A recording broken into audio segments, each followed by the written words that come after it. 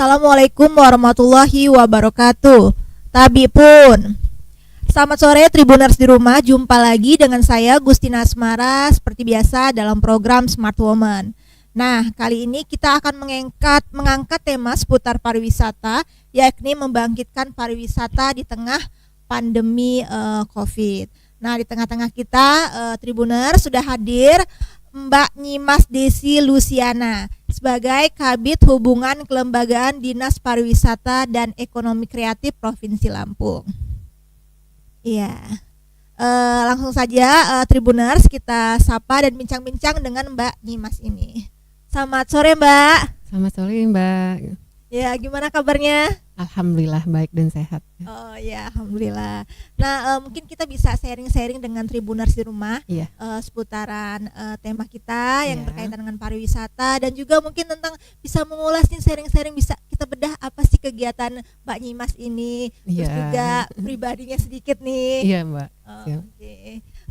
Bisa ceritain nggak Mbak gimana aktivitasnya saat ini? Aktivitas saya saat ini bertugas di hari-hari bertugas di Dinas Pariwisata dan Ekonomi Kreatif Provinsi Lampung di bidang kelembagaan ya, sebagai ketua seksi ya. Kasih kelembagaan. Jadi ya pada masa pandemi kan sempat ya kita stop gitu, stay at home, dan kami tetap bertugas hari-hari, tetap memantau tempat-tempat wisata yang menerapkan protokol kesehatan. Nah, untuk hari-hari saya udah berkeluarga, punya 3 anak ya, 3 putra semua, alhamdulillah putra semua, dan suami bertugas juga, jadi sama-sama kita bekerja gitu. Karir ya? Ya, berkarir gitu. Sibuk berarti ya? Iya, alhamdulillah anak-anak juga sibuk ya, apalagi masa sekarang, masa daring. Oh ya, benar. Terus bisa ceritain nggak Mbak Nyimas sudah berapa lama sih menjadi ASN ini, dan apa aja jobnya ya, job description di bidang Mbak ini? Kalau saya menjadi ASN sih sudah lama, itu udah hampir 20 tahun. Lama Ya, ya? 20 tahun lebih ya dari Dari umur berapa itu? saya dari tamat SMA sudah berkarir gitu. Oh iya.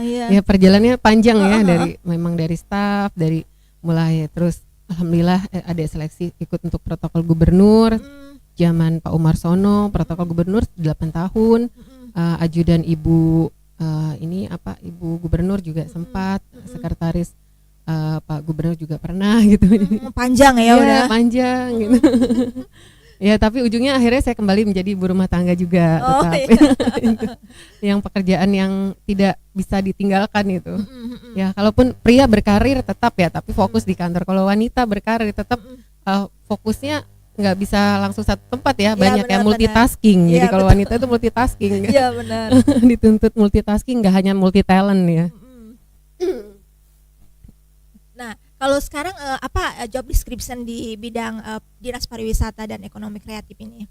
Ya, kebetulan kalau hubungan antar lembaga kami menaungi seperti PHRI ya, stakeholder di bidang pariwisataan, PHRI, restoran, hotel gitu, tempat-tempat wisata. Jadi kita dan masa pandemi ini ya benar-benar kita ini sekali ya, kita cek apakah memang yang tempat wisata yang buka itu sesuai dengan standar protokol kesehatan, karena sempat down semua, vakum, sektor pariwisata itu terdampak ya, tidak beroperasi, banyak yang dirumahkan dan tidak beroperasi. Tapi alhamdulillah di era new normal kita mulai bangkit kembali dengan tetap menerapkan protokol kesehatan dan tidak menyampingkan ada 3 unsur ya, yaitu aman, sehat, dan nyaman. Jadi kita lihat dari unsur aman. Aman itu tidak hanya dari sisi kriminalitas, tapi dari sisi apakah terhindar dari virus ini gitu. Apakah tempat ini steril, apakah sesuai dengan protokol kesehatan, itu menjadi patokan utama ya untuk pengunjung merasa aman gitu. Ya, setelah merasa aman mereka nyaman gitu kan, merasa nyaman, dan tempat wisata tersebut ya merupakan destinasi yang unsurnya sehat gitu. Maksudnya sehat tuh dari rata-rata ya fresh air, jadi dari udaranya rata-rata yang outdoor. Jadi tempat wisata yang buka di masa pandemi lebih banyak yang di outdoor. dan lebih banyak diminati oleh masyarakat karena memikirkan dari sisi keamanan ya, safety-nya di udara bebas ya, udara luas gitu, di udara luar maksudnya itu lebih daripada yang di ruangan. Jadi lebih banyak peminatnya. Jadi sekarang ini tempat-tempat pariwisata di Provinsi Lampung ini rata-rata sudah pada buka semua ya di pandemi ini ya? Ya alhamdulillah, malahan terdapat banyak tempat baru. Oh ya. Ya tempat-tempat baru, Iya, kafe-kafe, gitu. ya. Ya, tapi semua unsur alam ya. Jadi masuk ke desa wisata gitu kan, agrowisata gitu ya. Banyak udah jadi semuanya kembali ke alam. Jadi alam yang dijadikan tempat wisata, objek wisata kembali. Kalau Mbak Nyimas sendiri melihat perkembangan pariwisata Lampung ini gimana dalam setahun ini dibandingkan sebelum pandemi corona dulu? Kalau pada masa pandemi sama ya semua kita pada saat lockdown di daerah lain, alhamdulillah di Lampung tidak. Itu tapi kita tetap tetap menjaga protokol kesehatan. Itu semua sama karena dampak yang paling terlihat yaitu sektor pariwisata. Tapi pada saat masuk ke era new normal, itu ada dua pilihan. Ada dua pilihan, apakah orang akan stay at home aja ataukah orang akan keluar gitu. Pada saat orang akan keluar kan ya harus tetap menerapkan protokol kesehatan. Selain menjaga kesehatan pribadi juga kita menjaga kesehatan orang lain gitu. Dengan seandainya kita merasa tidak sehat ya tetap di rumah gitu. Dan yang selain impact yang direct yang langsung itu ya memang pariwisata sektor di ini ya ekonomi kreatif yang UKM ya, usaha kecil menengah itu sangat terdampak karena kan mereka langsung direct berhubungan dengan pembeli gitu kan. Nah itu yang memang sekarang butuh untuk support luar biasa. Kalau tempat-tempat wisata kita ya alhamdulillah ya kalau di Lampung ini banyak peminat itu bisa datang dari kebanyakan ya sekarang dilihat dari Palembang, dari Sumatera Selatan dan DKI Jakarta. Dari Jakarta juga bisa, ada Banten juga rata-rata mereka kalau dari Sumatera Selatan ya pilihnya ke laut ya. Iya betul. Laut. Dari DKI juga kita lihatnya dari plat-plat mobil juga sih dari sana kan. Nah di beberapa tempat wisata yang udah menerapkan pertama protokol kesehatan itu di Lembah Hijau. Nah di sana juga kan memang dicatat itu, pada saat wisatawan masuk di disinfektan semua kendaraan, dicek suhu tubuh dengan termometer gun, terus didata kendaraannya platnya berapa, jadi masuk suhu semua, jadi udah safety di dalam dan udah di lokasi pun kita tetap ada menjaga jarak gitu. Itu ada dari dinas ya pemantauan terkait penerapan protokol kesehatan di tempat-tempat wisata itu? Ya ada, kita selain sosialisasi pada saat awal, nanti kita ada evaluasi beberapa bulan atau beberapa minggu kita akan evaluasi ke lokasi wisata ataupun tempat restoran ataupun hotel yang memang sudah kita beri sosialisasikan tentang penetapan protokol kesehatan gitu. Jadi karena tidak hanya impact dari pariwisata Provinsi Lampung yang meningkat pada saat di era new normal itu berimbas baik ya kepada sektor perhotelan. Oh, iya, jadi betul. Sektor perhotelan pun pada saat long weekend gini seperti ini tuh sampai full book. Oh iya? Iya, sampai full book malah. Hampir sebagian besar hotel? Iya, sebagian, apalagi hotel-hotel yang besar ya, karena kan dari sisi safety, hotel-hotel besar berbintang udah standarnya sudah ini ya, kita sudah cek semua, ya alhamdulillah protokol kesehatan sudah diterapkan. Sampai dengan lift juga kita tidak menyentuh lift, dan kapasitas di dalam lift itu berapa orang gitu, dengan ada pena steril juga disiapkan. Jadi memang pada saat kita masuk itu udah dari sepatu, itu dicuci tangan, sudah disiapkan semua. Oke. Ya. Jadi benar-benar ini ya safety lah ya kalau mau datang ke berwisata di Provinsi Lampung ya. Allah datang pun kondisi safety ya. Ya, Dan saat betul. ini kabar gembiranya ya sudah ada rapid pada saat orang mau masuk tol, itu yang membuat kita nggak was-was lagi. Sebenarnya sih untuk diri kita udah, tapi dari luar kita kan nggak bisa membendung gitu. Iya benar. Oke, Mbak Nyimas, kan kalau kita lihat kan semenjak kehadiran jalan tol Trans Sumatera ya, Iya. kayaknya pariwisata di Provinsi Lampung ini kayaknya rame banget gitu ya. Kalau Iya. kita lihat itu kan setiap minggu itu kayaknya kendaraan-kendaraan luar Lampung tuh memasuki Provinsi Lampung ya. Nah ini gimana Mbak Nyimas melihatnya perkembangan pariwisata di Provinsi Lampung sendiri? Ya sangat menguntungkan untuk sektor pariwisata, sangat menguntungkan. Karena apa? Karena untuk jarak tempuh itu kan lebih dekat. Jadi orang lebih memilih ke Lampung aja gitu kan daripada ke tempat lain gitu kan, karena akses transportasi juga menjadi pilihan orang ya, untuk yang lebih mudah, nggak ribet. Kalau kita naik pesawat pun banyak prosesnya. Kalau pakai contoh kan pakai kendaraan sendiri yang memang hanya satu keluarga, kita tahu sisi kesehatannya gitu.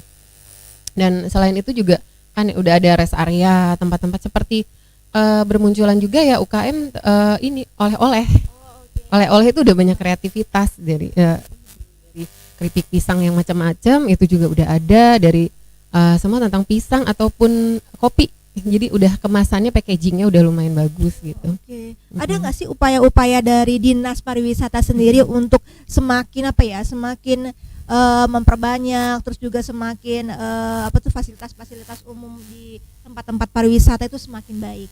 Karena kan dengan banyaknya wisatawan yang ke Lampung kan, kita pengennya semakin banyak juga tempat wisata yang ada di Provinsi Lampung ini kan ya.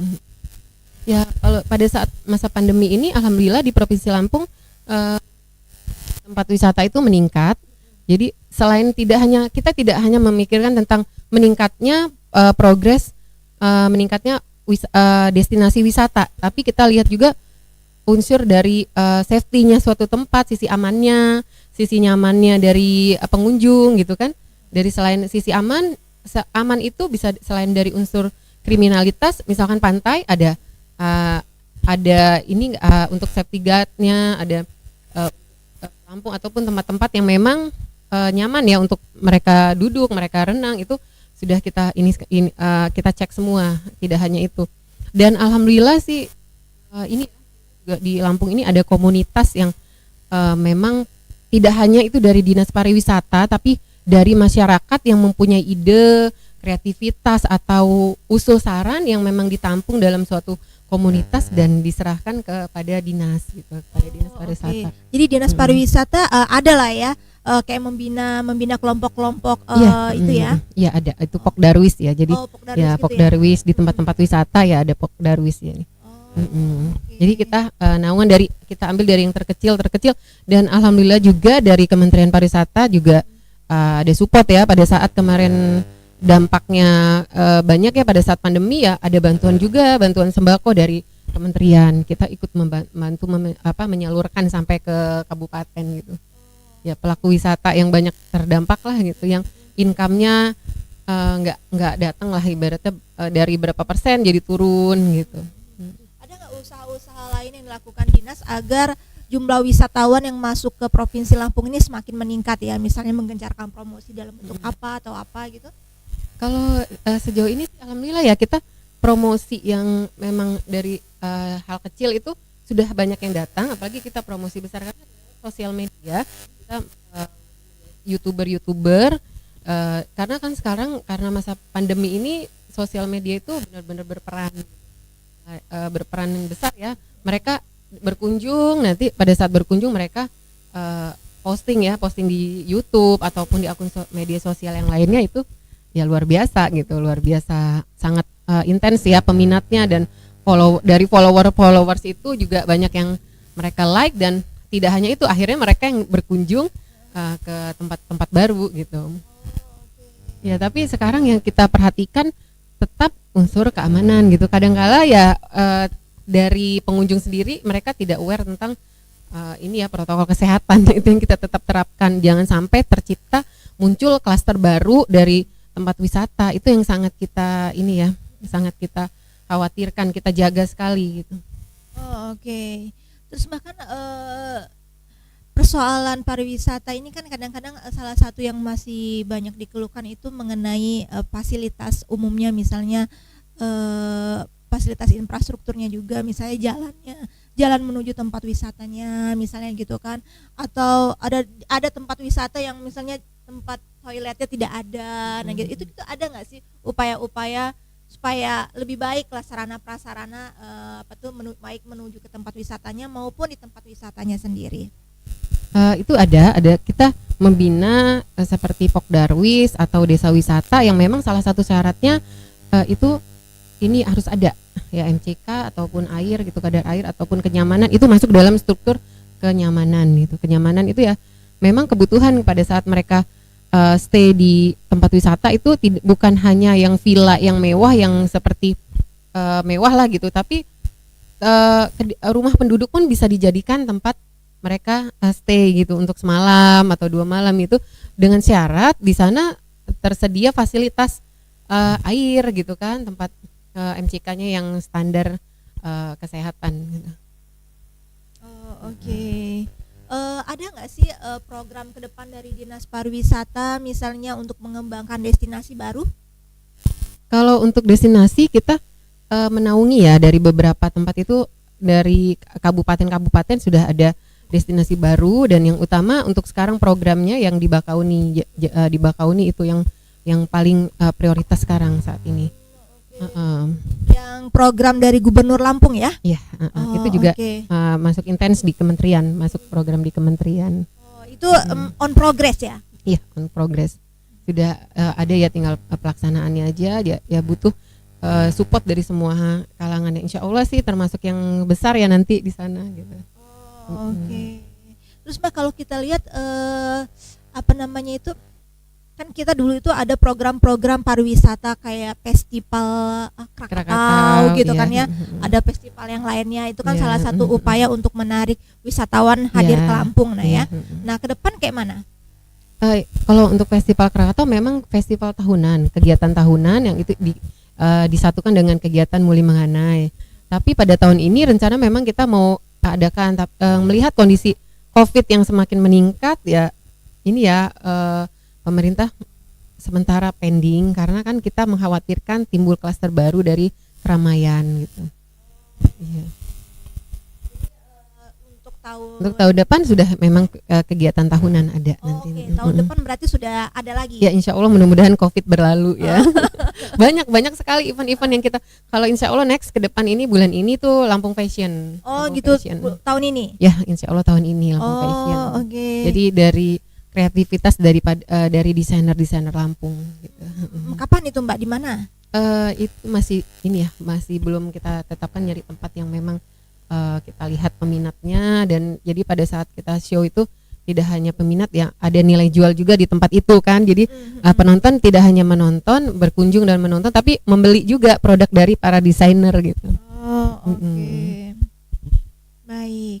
Nah, mengulas sedikit nih tentang kehidupan pribadi Mbak Nyimas ya. Oh, iya. Yang sudah tidak muda lagi. Gitu ya Mbak. Ini kan kalau kita lihat ya, Mbak Nyimas ini loh pernah jadi Muli Lampung ya Mbak ya. Oh iya, alhamdulillah.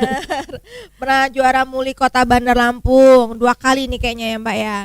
Ya, kota, provinsi, dan itu provinsi juga mewakili untuk Putri Indonesia. Oh tuh kan, belum lagi Duta Budaya ya, terus juara Putri Indonesia ya, finalis Putri Indonesia tingkat nasional, Duta Narkoba ya. Iya. Waduh, ini banyak nih. Ada juga perwakilan program pertukaran PNS ya ke Jepang itu. Ke Jepang. Oke, bisa ceritain nggak Mbak? Mungkin dari ini kisah mulinya dulu ya, mulinya sampai jadi Putri Indonesia tingkat nasional ini. Ya, kalau untuk dari Muli saya berawal dari kota Bandar Lampung. Ya, ada pemilihan ini Muli dan Mengenai Kota Bandar Lampung, sekarang masuk dalam Imkobal ya. Nah, itu saya lahir dari sana, dari Imkobal saya dikirim ke provinsi, ikut Mengenai di provinsi. Dari provinsi juga nanti next tahun depannya saya ikut seleksi untuk Putri Indonesia gitu. Dan itu pun saya karena awalnya ya memang dari yang memang teman-teman ikut semua gitu, jadi ngikut gitu kan ya. Emang awalnya sih sebelum saya ikut itu saya modeling gitu, jadi sering fashion show itu ikut ya. Waktu zaman dulu tuh ada Bang Aan Ibrahim yang memang mentor saya gitu. Model beliau pada saat peragaan fashion show, busana beliau, saya dibina oleh beliau juga gitu. Jadi ya lahir dari situ, ikut kegiatan ya, ada mentor saya juga, ada yang untuk bagian catwalk itu ada Mas Anto, udah ikut kegiatan nih, udah mau tutup sih waktu pas yang ikut Putri Indonesia, udah last minute itu udah ini yang terakhir gitu, peserta terakhir gitu.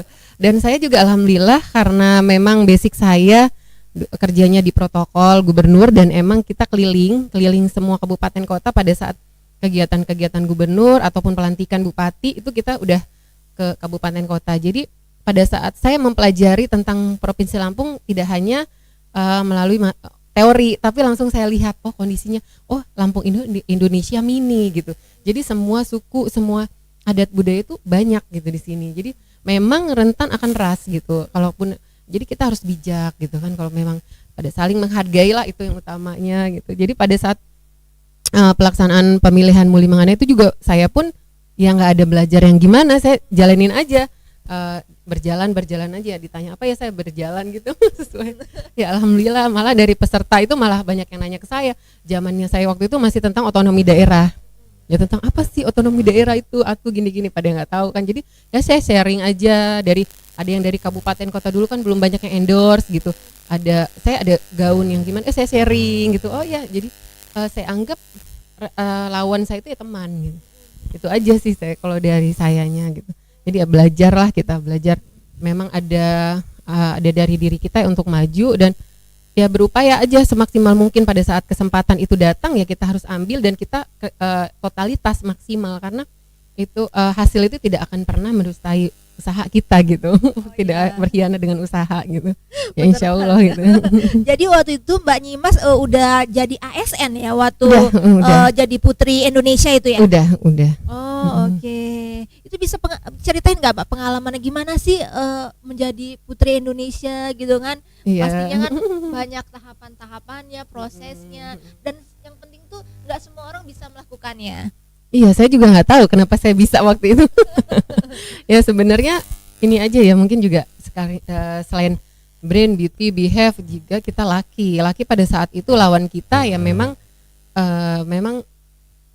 ini ya rata-rata ya mengungguli kita. Kalau saya pada saat itu sih, semua peserta, siapa di antara ini kalian pilih, itu rata-rata teman milih saya. Jadi saya termasuk peserta yang ini ya, putri persahabatan juga waktu itu. Jadi ya karena saya memang bersahabat sama semuanya, saya rangkul, dan tidak ada yang saya anggap rival gitu. Perjalanan dari Lampung saya ke Jakarta, memang kita kan dikontrak setahun. Jadi di sana ya kita bertugas keliling, ada duta narkoba itu saya ikut sertakan kegiatan promosi tentang ini. Kalau waktu di Muli Mangana juga kita keliling gitu, ke Jogja, ke Bali, itu mempromosikan, kita jadi duta budaya, duta pariwisata gitu. Di sana ada fashion show, ada memainkan cetik, ada warahan gitu. Jadi kita bertukar kebudayaan, seperti di Jogja, nanti Jogja tampil, kita apa gitu. Jadi ya alhamdulillah pada saat masa muda saya udah saya gunakan semua untuk mencintai itu gitu. Itu sangat bermanfaat kayaknya ya. Alhamdulillah gitu. Dinas pariwisata nih kayak nyambung banget ya. Ya nggak tahu lari ke sana ya. Awalnya tuh saya emang orang yang nggak percaya diri sih gitu. Ya dari situ, dari ikut-ikut saya modeling gitu kan. Orang-orang ya pada saat modeling ini ya kena bayar berapa, ini kena cas itu untuk sekolah, apa saya tidak gitu, karena ya udah ikut aja nih gitu. Bang Aan sampaikan, udah kamu ikut saya gitu. Karena alhamdulillah sih saya termasuk model yang mandiri gitu. Jadi kalaupun apa, saya berupaya sendiri aja gitu, menjalankan kegiatan. Jadi kalau misalkan kita mau tampil, mau fashion, kita udah inisiatif, oh ini apa yang kita siapkan, nah itu kita berupaya sendiri gitu.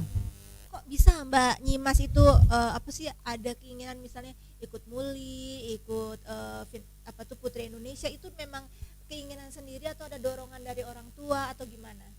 Kalau orang tua sih malahan nggak mendukung ya, saya nyuput dulu malah ikut lomba model itu dari teman. Jadi teman saya memang suka modeling, saya ngikut aja nemenin gitu. Karena basic saya tinggi badan saya ya masuklah dalam standar untuk model gitu kan, sama tinggi dan berat badan yang pasti ya Mbak ya. Nah itu jadi saya akhirnya ujung-ujung ikut, terus yaudah nambah ini, ikut aja kata teman-teman gitu kan. Akhirnya saya ngikut, ya terjerembab lah di situ. Ikut ya karena saya orang yang berupaya maksimal. Misalkan ada suatu kesempatan datang, saya akan totalitas gitu. Saya nggak mau main-main, karena kan kita udah mencurahkan waktu, tenaga, pikiran, materi semua di sana. Jadi pada saat kesempatan itu ada, saya berupaya maksimal. Ya, dalam segala hal sih saya berupaya totalitas gitu. Itu kayaknya salah satu kunci sukses deh kayaknya, harus totalitas. Insya Allah ya. Tapi pada saat ini kita juga harus belajar untuk apa ya, untuk menerima suatu ketidaksempurnaan juga sih. Kadang-kadang itu jadinya stres gitu. Karena saya kalau ini mudah stres karena masuk yang tipe kayak perfeksionis gitu kan. Jadi kalau memang ini harus well done gitu, yang memang udah kita planningin hari ini A, ini B, ini C gitu.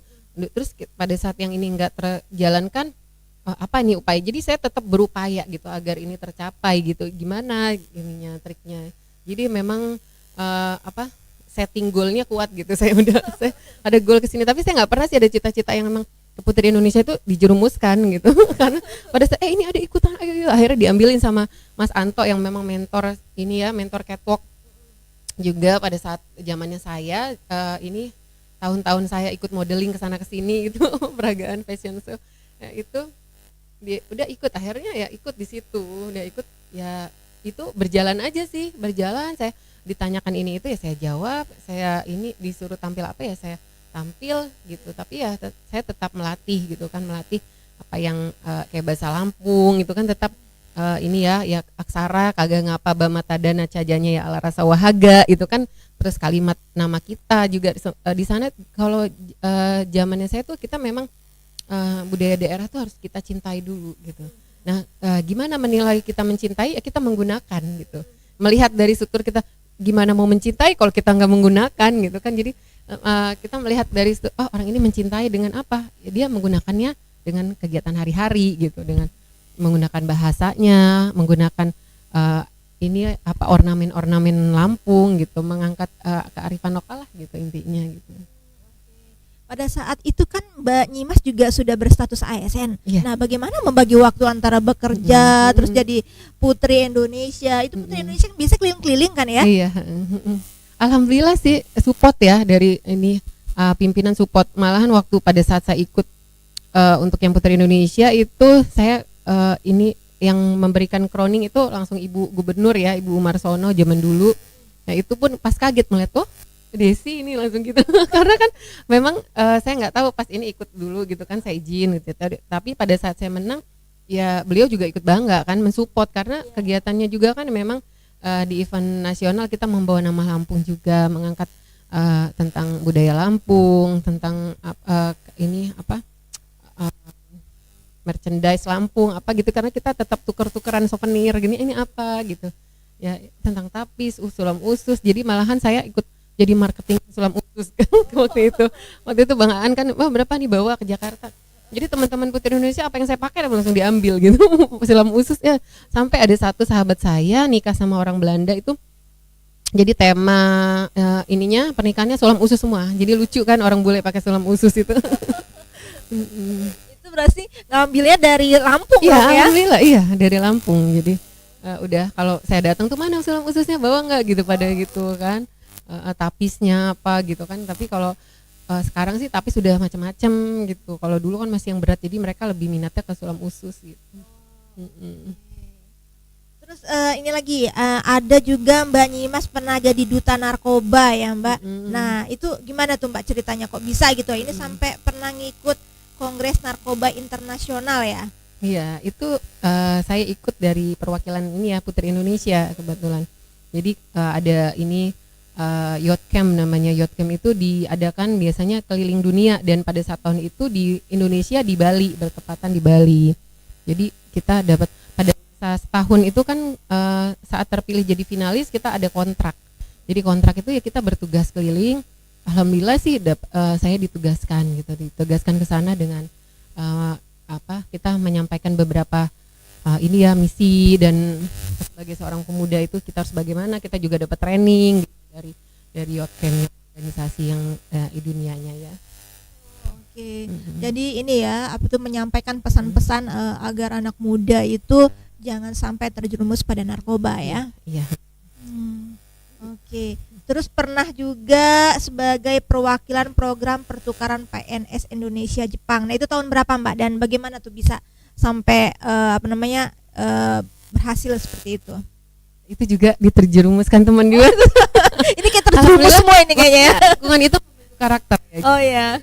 Alhamdulillah memiliki lingkungan teman-teman yang baik gitu. Iya benar. Jadi judulnya waktu itu saya ada teman minta temenin saya dong gitu waktu itu, temenin saya ke ini, ke badan kepegawaian, mau ngapain, ini ada seleksi untuk ini pertukaran pemuda. Oh yaudah saya temenin kan, saya antarin.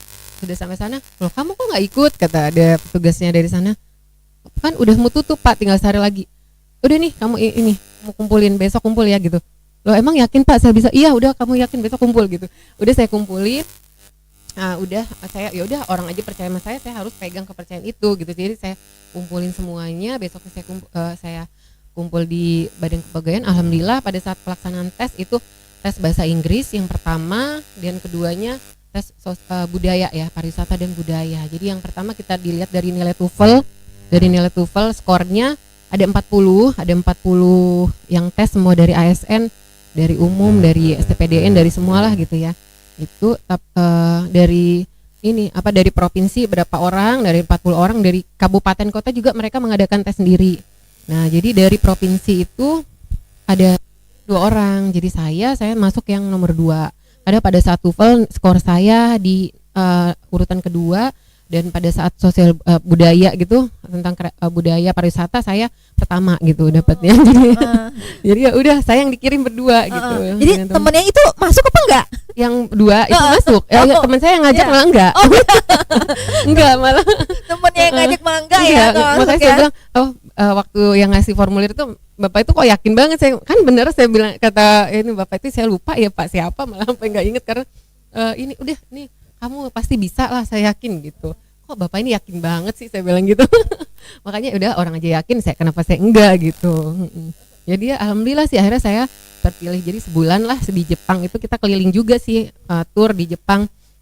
Itu ke ini ada beberapa dari unsur. Di Jakarta dulu kita belajar bahasa Jepang itu 3 hari di sana, di training tentang pemerintahan Jepang. Jadi ada unsur dari pemerintah daerah tuh ada dari guru, ada dari polisi. Jadi kita namanya ada dulu JICA ya, JICA, masuk dalam JICA. Jadi udah kumpul dari Jakarta ke Osaka. Jadi ntar stay di Osaka itu kita di ini ada campnya di Osaka tuh seminggu belajar tentang bahasa Jepang dan pemerintah daerah sana, pemerintah. Jadi keliling, setelah kita seminggu belajar itu kita keliling, baru tour keliling, terus ada stay di homestay-nya gitu 3 hari. Jadi saya ada orang tua angkat di sana.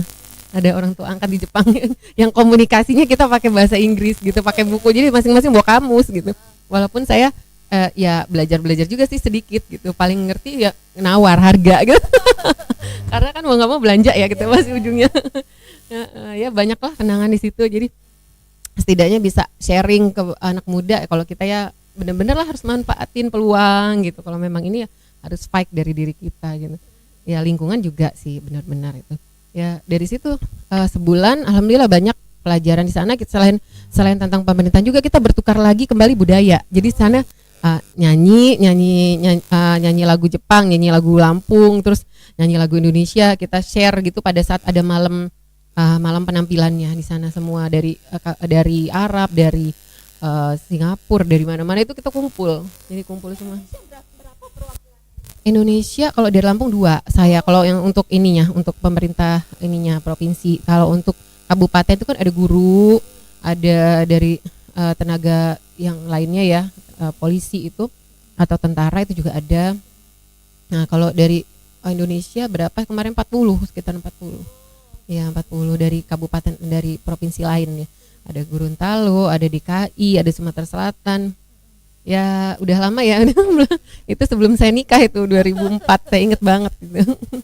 Ya pulang dari sana saya bagiin undangan gitu. Pulang dari situ langsung menikah. Iya, ya? langsung udah nunggu, karena kan pas saya pergi ke Jepang itu udah saya preparein sebelum untuk persiapan nikah, itu udah prepare semua. Jadi pada saat udah ini saya pulang udah langsung bagi undangan gitu, udah siap. Udah persiapan seminggu kemudian langsung nikah gitu. Udah. Iya. Terus bagaimana Mbak dukungan suami terhadap karir Mbak selama ini? Alhamdulillah sih sangat support. Saya sangat support dari waktu saya yang dapat saya beasiswa juga, dari S2 yang saya beasiswa ini juga kan dapat itu dari suami juga yang mendukung gitu. Karena kan pada saat beberapa tes itu ya saya mohon doa restu gitu kan. Kalau nggak direstuin ngapain saya ikut tes gitu. Ya, sangat support sih sampai sekarang, sampai detik ini sih support sekali suami. Iya. Karena itu yang utama, selain dari suami, yang pertama orang tua juga. Benar, doa orang tua itu sangat penting. Iya, tapi kalau kita udah menikah ya suami gitu. Iya, yang pertama suami, restu suami merestui ya udah kita lakukan gitu. Terus bagaimana cara Mbak Nyimas ini membagi waktu antara pekerjaan dengan keluarga? Nah itu ya, pada saat nggak ada asisten rumah tangga ini yang merasa kita bener-bener yang memang aduh hektik banget gitu. Jadi bangun dari emang sholat tahajud tuh kita nggak tidur lagi, jadi udah malam yang benar-benar orang belum di rumah itu belum pada bangun, kita udah bangun, orang udah pada tidur, kita belum tidur. Ya itulah kita dituntut sebagai seorang ya kembali ya ujung-ujungnya wanita setinggi apapun ini kita akan kembali ke rumah, kembali menjadi ibu rumah tangga, itu yang memang tugas utama ya. Ternyata saya udah rasakan antara pekerjaan ibu rumah tangga dan wanita karir itu porsinya sebenarnya lebih berat ibu rumah tangga gitu. Kalau wanita karir kan kita keluar tuh udah happy, udah ngeliat apa. Kalau di rumah itu pekerjaannya nggak berubah, nggak habis-habis, tapi ujung-ujungnya kita happy juga sih ngeliatnya udah rapi, ngeliat anak-anak bahagia.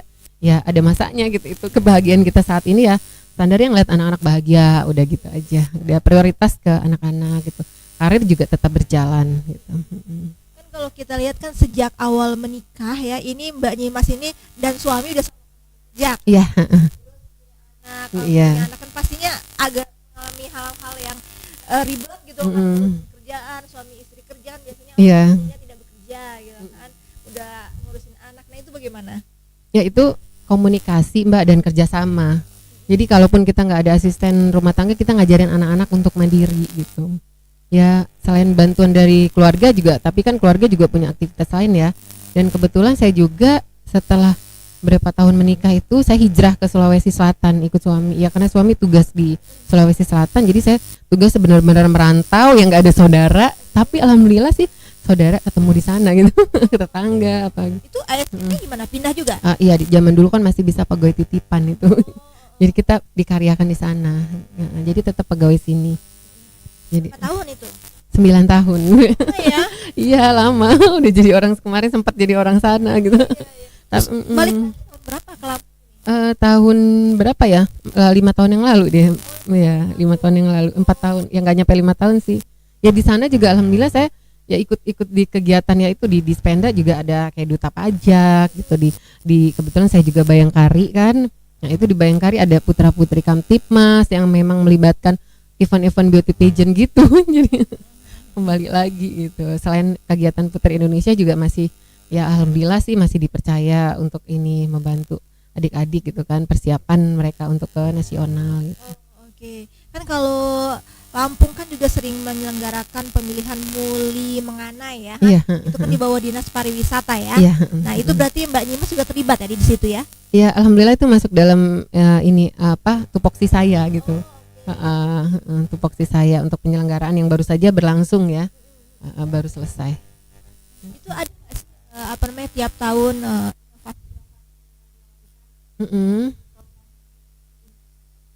alhamdulillah untuk tahun ini yang ini keberakaman kita yaitu adanya juri nasional. Oh gitu. Jadi kita nggak hanya melibatkan juri dari lokal dari Provinsi Lampung, jadi seperti karena ini masa pandemik jadi kita ke virtual ya untuk yang advokasi itu dengan juri nasional kostum juga dengan virtual, dan talent juga dengan virtual. Jadi ada 3 juri nasional yang kita libatkan itu. Kalau nggak salah Muli Menganai ini nantinya dipilih mewakili Provinsi Lampung untuk Putri Indonesia.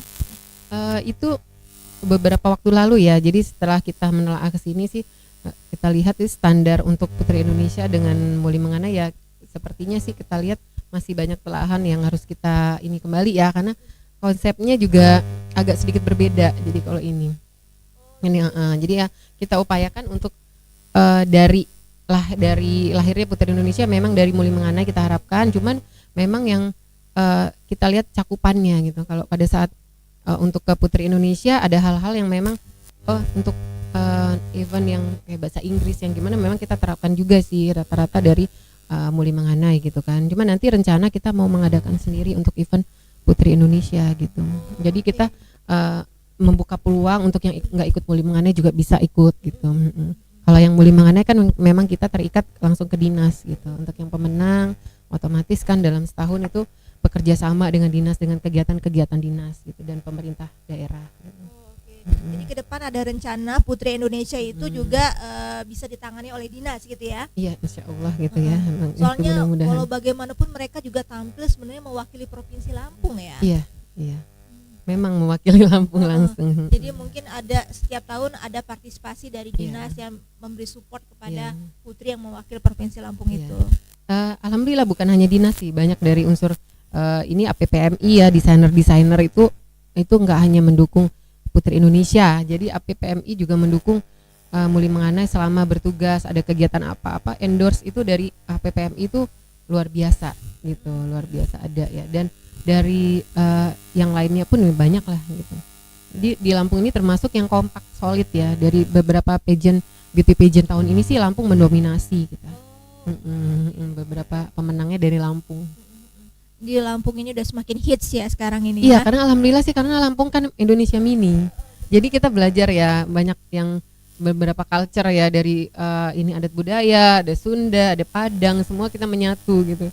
Jadi dari situ juga bahasa Indonesia memang ini ya, kalau dulu saya waktu di Sulawesi Selatan juga sempat jadi juri kayak ini ya Dara Daeng, kalau di sini kan Muli Mengenai, di sana Dara Daeng, itu masih kental logatnya kayak Jawa. Jadi kalau Jawa kan ada totonya logat, kalau di Sulawesi itu logat. Jadi itu yang sangat susah sih, kekurangannya di situ. Dan di Lampung sih alhamdulillah ya, kalau untuk public speaking ya memang kita juara sih gitu. Lari ke situ. Terakhir nih Mbak Nyimas, bisa kasih nggak di pesan-pesan kepada wanita-wanita di Lampung maupun di Indonesia supaya bisa tetap sukses berkarir dan juga sukses dalam kehidupan rumah tangganya? Ya, buat wanita ya, tips ya buat wanita yang masih muda, yang kalian belum berumah tangga, itu gunakan masa muda kalian sebaik-baiknya, semaksimal mungkin. Ikuti semua kegiatan, karena walaupun event itu sama, tapi akan pengalaman walaupun berbeda ya. Pada saat kita misalkan tahun ini ada Muli Mengenai nih, kita belum menang, next tahun depan, tapi ilmu itu selalu ada. Pada saat ini walaupun kita nggak menang bukan tidak berguna, tapi ada hal yang kita petik dari pelajaran yang pada tahun ini. Jadi gunakan masa muda kalian dengan benar-benar ya, baik berguna untuk diri sendiri maupun berguna untuk lingkungan, untuk kaum muda, baik ini ya, untuk terutama kaum wanita. Jadi benar-benar menjaga ini citra diri juga, attitude kita. Yang utama attitude kita dalam bergaul, dan carilah lingkungan yang benar-benar memang membentuk pribadi kita menjadi lebih baik, membentuk karakter, karena lingkungan itu membentuk karakter kita. Pribadi kita akan menjadi seperti apa itu juga bisa dari lingkungan gitu, faktornya, pendukungnya. Dan untuk kaum muda, untuk ibu-ibu muda yang ini, ibu muda ataupun kaum wanita yang udah berumah tangga, jangan sedih dan jangan patah semangat, karena kita pun ya, saya yakin ya kalau di Lampung ibu-ibu muda banyak sekali yang memang dari nggak keluar rumah, banyak yang ini ya berkreasi dengan, apalagi di masa pandemi ini, dengan konten-konten ya, banyak yang konten kreativitas dari YouTuber apa itu pun, menu masakan, menu ini ya tentang destinasi itu luar biasa ya, untuk anak-anak juga banyak. Jadi tetaplah berkarya dimanapun kalian berada, dimana bumi dipijak di situ langit dijunjung gitu. Tetap lestarikan budaya daerah kita. Nah, itu dia pesan dari Mbak Nyimas untuk Tribuners semua di rumah. Nah, ini semoga bincang-bincang kita hari ini bisa bermanfaat bagi Tribuners di rumah. Nah, kita akhiri perbincangan kita hari ini. Kita akan jumpa lagi pada program berikutnya di hari yang sama. Terima kasih banyak Mbak Nyimas atas waktunya. Iya, sama-sama. Wabillahi taufiq wal hidayah. Wassalamualaikum warahmatullahi wabarakatuh. Waalaikumsalam warahmatullahi wabarakatuh.